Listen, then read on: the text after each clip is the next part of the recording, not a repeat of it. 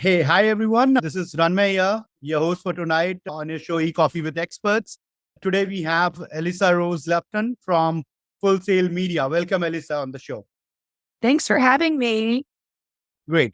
Elisa is the co-founder and marketing director of Full Sail Media. And Elisa, before we move forward, I would like to request you to introduce yourself to our audiences tonight more in detail and also tell us more about Full Sail Media before we take ahead with the questions. Absolutely. I do the marketing strategy over at Full Sail Media. We founded the digital side of our business back in 2018, but we've been doing print and direct mail marketing for our clients since 2005. We have a full service production house out here in Baltimore, Maryland, where we're able to service the needs of our clients from both a tangible marketing standpoint, promo, apparel, direct mail, any sort of printed materials they may need, and then also are able to combine that with the strength of digital marketing to really create robust marketing plans for our customers that we're able to have a single source of management for them and be a full service marketing team for our customers. Great. Wonderful. So, Elisa, you have created digital marketing campaigns for such a wide range of industries, running from home services to doctors to e-retailers and B2B businesses as well. With such a diverse range of clients, how do you approach creating effective digital marketing strategies that are tailored to each business's unique needs? They are from all different segments, so they would all have their own unique business needs. And how do you curate those marketing strategies across such diversified business segments? It's a great question, and it's something that we really take a lot of pride in our approach. Our chief creative officer, Kevin Kukars, brought a lot to the table in terms of strategy from the creative standpoint. So many times we start with a type of brand positioning exercise with our customers, or just a full discovery if we're not going to do a brand positioning exercise, where we can then really understand their business from the vantage point of the business owner or the marketing director. We like to partner with our customers and become a resource that they feel like in many ways is another arm of their business.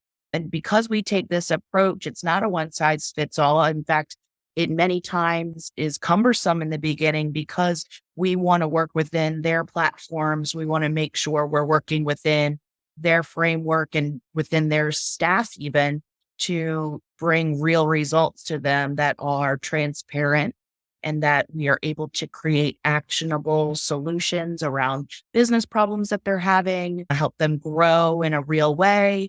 And that requires a lot of personalization and partnership. And that's how we're able to work with such a diverse range of clients, is because we take this really personalized approach. Absolutely. You must be diving really deep into their businesses to get to the curve and then probably design the marketing strategies for them.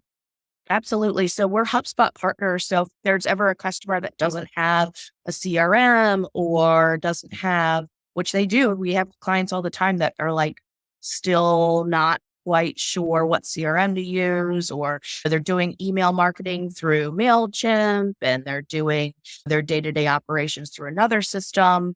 So we'll recommend HubSpot to those clients. But then there's a lot of clients that already have a Salesforce or a Service Titan or some other CRM that is they're using for their email marketing and for their general day-to-day operations. So we'll do the extra work of figuring out how we can work within that platform to then be able to help them see the end-to-end marketing ROI and have everything work so that our marketing and their sale are in alignment. Yeah, absolutely. I also speak with a lot of clients day in, day out, and it gets difficult to help them make them understand the importance of a CRM and how multiple martech tools should not operate in silos and should be rather speaking to each other in order to gauge the success of campaigns. As per you, what role do tools like HubSpot and let's say SFDC Salesforce play in your marketing strategies, and how do you use these tools to measure the success of campaigns and optimize marketing efforts even further? Sure. So when we have a client participating in their CRM, or if they don't have a CRM, at least in their leads dashboard for paid media strategy, we can then make actionable, real, intelligible decisions around our marketing efforts based on their feedback. For instance, if a client is wanting to advertise for 10 different services with us and they're able to mark their leads accordingly, we can see what our profit margin is for those services. Perhaps we spend more money on some services than others because we're able to see that we're able to get a really reasonable cost per lead and they're closing 5 out of 10. And we should do that as till, the day is long. Whereas some of their other services, no matter how many leads we get, they're only going to ever close 2 out of 10 and the profit margin isn't great. So we're going to end up spending less on those leads. Same can be true for measuring end-to-end ROI for SEO, for form fills, even for phone calls. If we're tracking those calls, a lot of our customers end up having their search engine optimization and their organic coming in through their regular phone number. So then the onus would be on the call operator, whoever's picking up the phone, to ask them the details needed to put into the CRM to then qualify the opportunity, figure out where it came from. And then if they work the deal in their CRM from the original source of the lead, then we're able to really see the attribution model take shape and we're able to establish some end-to-end ROI, which business owners love. That's like the golden egg for them of marketing because they're able to see what's working best and also what multiple touch points are playing a role in getting a new customer. And talking about effective strategies, you did mention about leads coming in from multiple sources, right? What are the most effective strategies that you or your team adopts for generating leads and attracting new customers or that gain more traction for your clients? Sure. So some of the channels that we find are very effective for getting new leads still is doing ads with Google, doing ads with Facebook and Instagram, doing ads even with Microsoft. All of those are bottom of the funnel, mid funnel types of leads. Facebook and Instagram it ends up being more mid funnel, but still doing it the right way with the right creatives, they'll end up being some really solid leads in there. Some other options that are very good to do and will pay dividends is doing a search engine optimization strategy with content marketing and maybe podcasting and doing other organic efforts to really build your footprint. I say it builds dividends because you can't do it a few times. You've got to have a consistent effort. And I've watched it play out time after time, doing the right thing for 6 months minimum, and then continuing to do that. You will get really solid placements online in the search results. You'll be found in social media. People will be talking about you and getting good reviews. I always am encouraging my customers to ask their clients to leave them reviews, incentivize them if you can, incentivize your staff if you can to ask for reviews on Google, on Facebook, on any other platform that you're on. It makes a huge difference. And then the last thing I would recommend, but it's not the last thing I would try, is direct mail. The response rates for direct mail are still at like historic highs. The mailbox is not as nearly as full as it's been traditionally, and a well done crafted message in the mailbox produces leads. Once again, you can't try it once. It doesn't work if you just try it once. You have to have frequency. And with at least 3 mailings with the right message and the right audience, you're going to get solid leads. And the leads from direct mail have a higher rate to becoming a customer than online leads. So even though you'll get less leads, there will be warmer leads and you'll have a higher ratio to close for those leads. So it's really interesting to see some of the traditional marketing still working in some cases better than it ever has. Yeah, absolutely. Absolutely. How do you feel? What is your take of using podcasts for lead generation? I've never looked at podcasting as lead gen. I'd be interested to hear about that strategy. I look at podcasts as being part of a bigger picture search engine optimization and overall marketing campaign just being another venue for messaging. We recently launched an archetype discovery seminar. Our first one's going to be in person. Our next one's going to be online. Our first one is sold out. And part of that strategy to getting people to sign up for the seminar was podcasts. So we use that as part of a holistic strategy, along with direct mail, along with email, along with social media. And happy to say that for ourselves, wholesale media, it's gone really well. As far as direct response to podcast lead gen, like I said, I haven't had a lot of experience there. I'd be curious to hear if you have and how that's gone, because we use it more as an organic outlet. Okay. Okay. Great. Certainly, we can discuss that piece offline. Super. Okay. Yeah. Thanks. What is your take, Elisa, on SEO versus PPC? While one is an organic process, you have to persist with it for a certain time period, and then the results start showing. While one is an immediate shot in the arm. So, what is your take on both the sides of the coin, and what will you suggest to which sort of business, since you have experience in dealing with all sizes, different industries? So, what would Yeah. you suggest for which all businesses? Sure. So for most business to consumer types of clients, any sort of consumer based marketing, you're going to want to have some paid media strategy more than likely out of the gate to get you leads now, especially if you're in season.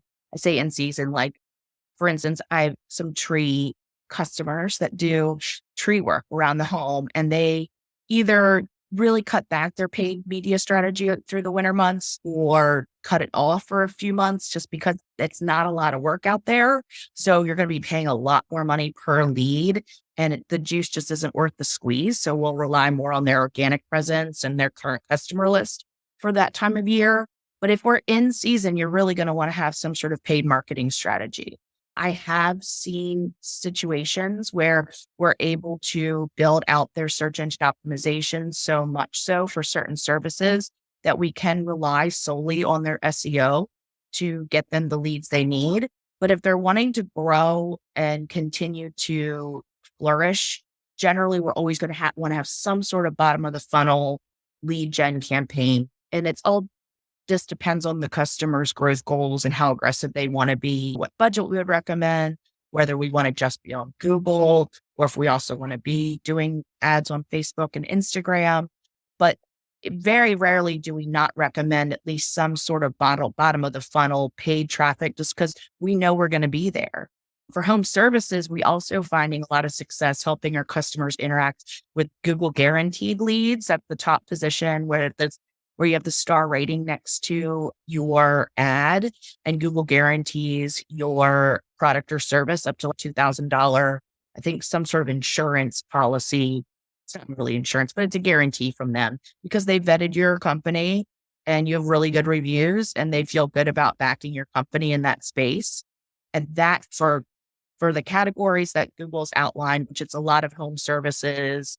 So I've seen law services in there. There's a number of different services that qualify. It's work to get through the program and be approved. But once we get our clients there, they get a lot of really good leads from that source as well. Great. I did mention about the brand archetype earlier. For a business, or even if you are working for a new client that has gotten onboarded, how does understanding their brand archetype help you develop messaging and branding that connects with their audience on a deeper level? And what specific tactics can businesses use to achieve this connection?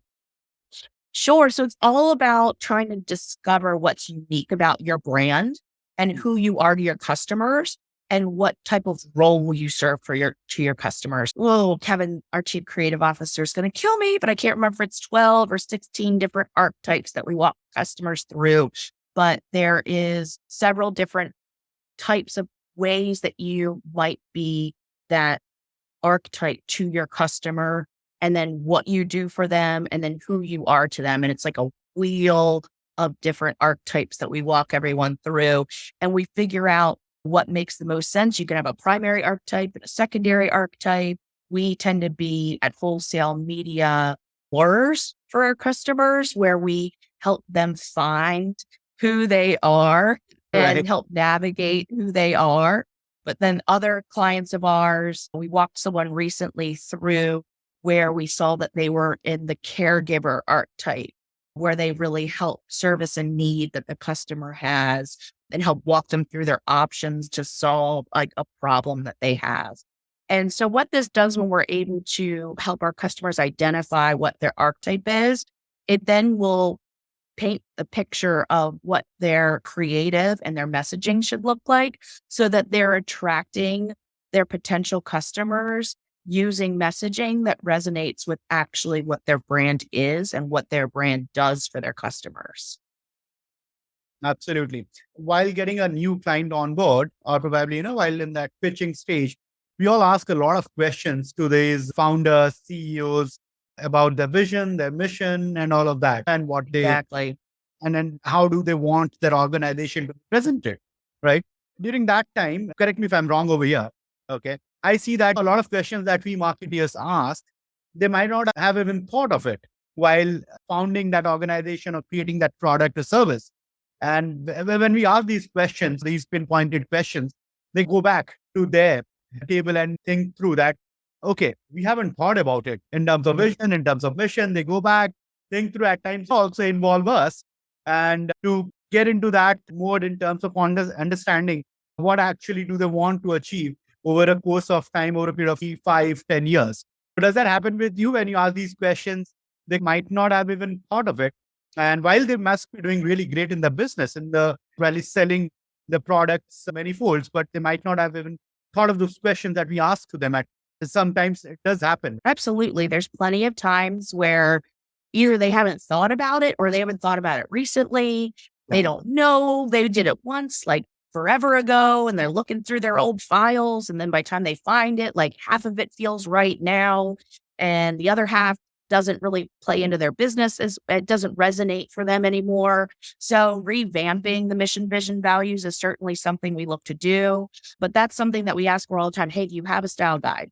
Oh, we have a logo. Okay. We can work with your logo, but you might want to think about getting a style guide so you're consistently marketing yourself across all of your marketing opportunities and across all platforms, so to speak. We also look at asking for their mission, vision, values to their point. And if they don't have a mission, vision, values, we ask, would you like us to help you walk through creating a mission, vision, values? And all of these are parts of their overall thing, which can be a really long document that can cost a lot of money. We've broken it out to be palatable for the average business person to be able to say, yes, I can invest this money to get this portion of brand positioning. Yes, I'm going to invest some money to get my archetype and my style guide and my mission, vision, values sorted out so that we have all of the right colors in the palette of and the right paintbrushes and the right tools so that when we do our marketing, we're all in alignment and it makes sense.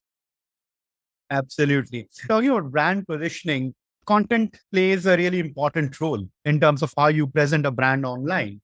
So how do you approach creating engaging and informative blog content that resonates with readers and helps to build a brand's online presence? Yeah. So a lot of that comes once again from speaking with the client, getting one of our writers on board, certainly our social media team, anybody that's going to be creating content for them. One, we need to get them connected to our customer and then get them involved in creating the content, having it approved by the customer, obviously, as well. All of this takes a collaborative effort over time. There's many different types of content. I know there's call to action, there's informative, there's copy to convert, there's copy to educate. So having the right copy created to hit people and the potential customers at the right stage of the pipeline is certainly crucial and something that we're always developing with our customers as we launch new ad campaigns and also build their organic presence, blogs and geo pages and optimizing for all sorts of content deliverables, podcasts, etc. Storytelling also plays a very important role in blog content, and it's an art if you are able to present your clients or the brand story in an effective manner. And talking about software or tools, doing SEO, you obviously have to track and measure the success of campaigns, right? Any particular tools that you suggest or use internally to track the success of your SEO campaigns, say rankings or for backlinks or CRM? Obviously, I know that you prefer HubSpot, but apart from that, if any, probably if you can help us understand more about the software, the tools that you prefer. Sure. We have a variety of tools in our tech stack. One tool that we rely on pretty religiously is What Converts. And that's just a tracking mechanism for lead delivery. It also shows us the source of the lead. And we use that piece of technology to generate call tracking numbers. So we have tracking numbers specific to each campaign. And then we also use that to deliver the form. It ends up going through What Converts to get to our customer for lead delivery, and then also tracks where it came from. And then our customers can, if they don't have a CRM, use that piece of software to at least mark their paid leads, whether they were good, bad, notes about them, and then we can optimize the campaign that way. For SEO, once again, it's really on the onus of the client to be asking where they came from. Most organic leads, unless you're showing up for something really rogue and strange, which I don't see happening really frequently at all, are generally really good leads. They're generally, you've worked hard to get in positions for relevant keywords and done the work to get there. So I don't see normally a lot of pivoting needing to happen in terms of lead quality for SEO, but we might need to change what copy we're writing based on what keywords we're ranking for and what kinds of customers they're getting. If they're getting their buckets full for certain services, but are empty in others, a lot of times we can go back to SE ranking and SEM rush and see that there are other keywords that we should be ranking for that we're not ranking for. And let's write content and do the work to get ranking for those.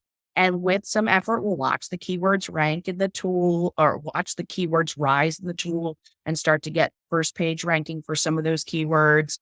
And then in turn comes the leads for those keywords. So we use another tool called Agency Analytics, which is a super robust tool that you can you can report on many things, too many things actually. So really need to drill down what you want to report on so that you aren't just flooded with so much information you don't even know how to digest it. But that's a tool that we use as a reporting tool both for our customers and as a single source of data just to see it overall how a campaign's performing in the dashboard. We can look at all of their campaigns, including their organic traffic. It pulls in Google Analytics, G4 eventually as we're transitioning everyone to G4, and we're able to see their website traffic grow, then organic form fills grow. Trying to think of some of the other technology that we use on a regular basis. I know my SEO team uses other tools for tracking backlinking, and I can't think of right off the top of my head. Probably I know that I'm sure that my social media team will be looking at this being like, we use these other tools to like create posts. We do love Canva. We have in-house graphic designers, but we also love Canva just because it's quick and you get really nice looking creatives for posts from Canva. you know. And then I'm not even touching on the technology that our video team uses. So that would be a whole nother conversation probably. Yeah, most of the names that you gave out are quite industry relevant tools in terms of what it is being used for SEO, for backlinks and all of that. Talking about no podcast can go without discussing AI these days, obviously. So that brings me to my next question. Google has launched Bard. How do you think Bard's launch will impact the broader landscape of search engines and AI chatbots? And what opportunities do you think it presents for businesses and marketers like us? Sure. So I wrote an email that was really good the other day without even going to my writer, who is awesome. And I think people are still needed. Let me be clear on that, because there's been a lot of debate on bots and AI replacing humans. And sure, it might make people have to pivot what they do, but there's still going to be human beings needed to orchestrate everything. So I didn't have to bother my writer because I was able to get a really well done email in 30 seconds using ChatGPT the other day. I sent it over to everybody. I said, this is where it came from. Look it over, see if it should go for another revision to our writer. If not, let's let it fly. And that saved the time and the internal expense of it having to go through another person. So I think that's just a really good example of a way that business owners can use it today. They can use it to generate copy. They can use it to generate ideas for copy. They can use it to generate ideas for writing pieces of content and enhancing their website pages for SEO. But you have to know what you're looking for to get it. And that's where I feel like the human element is still crucial, because you don't want to just rely solely on AI for your strategy and for putting together an outline of everything that you're doing and then making sure it gets done. AI didn't wake up this morning and come to work at Full Sail Media. We have human beings that come to work, and they need to use AI to help do their jobs more efficiently. And there's so many other ways that you can use this tool to help your job be faster, be more efficient, and get better results, as long as we use the tool in a responsible and resourceful way, and not use it just to say, okay, hit the easy button with ChatGPT. My job's done today. Very nicely put that one, I must say. Great. I've given it a lot of thought. I'll tell you, I've given it a lot of thought because it's constantly evolving. Elon Musk had written that open source letter that scaring us into, I don't know more than Elon Musk or any of the other people that are 50,000 times smarter than me, and how they're worried about AI potentially changing civilization as a whole. But I see it as a really resourceful tool in my job. So for now, I'm okay with it. Great. Great. Very nicely said. Superb. Elisa, before we let you go, we would like to play a quick, rapid fire with you. I hope you're game for it. Okay. Yeah. I'm nervous. I have no idea what this is going to be, but sure, let's do it. And that is the reason we do not mention it to our guests prior. Superb. What did you do with your first paycheck? Oh my gosh. I saved it. I'm a saver. My first paycheck was probably when I worked for, I think my first real paycheck came from I worked at a snack shack at my pool growing up, and my first paycheck came from there. And I can guarantee you, I just put it right in my little savings bank because I've always been just a saver. Okay, that's great. And where do you plan to go on your next vacation? Our next vacation is planned currently for the Outer Banks. That's in North Carolina. It's a beautiful place. I've been there before, but I've never been to this spot in the Outer Banks before. Oh gosh, what is it called? It's just north. So there's a place called Kill Devil Hills, Kitty Hook, and I feel like we're just north of that. And we have a big house that all of our family are going to meet at. And yeah, it should be fun. Nice, nice. Where do we find you on Friday evenings post work? On my couch, watching TV, trying to keep my children settled so that I can relax. That's super exciting, isn't it? That's the mom work life. You're just happy to be on your couch. If I'm elsewhere, that's fine, but I'd really rather just be relaxing. I've been running around all week. Absolutely. Agency life, as we say.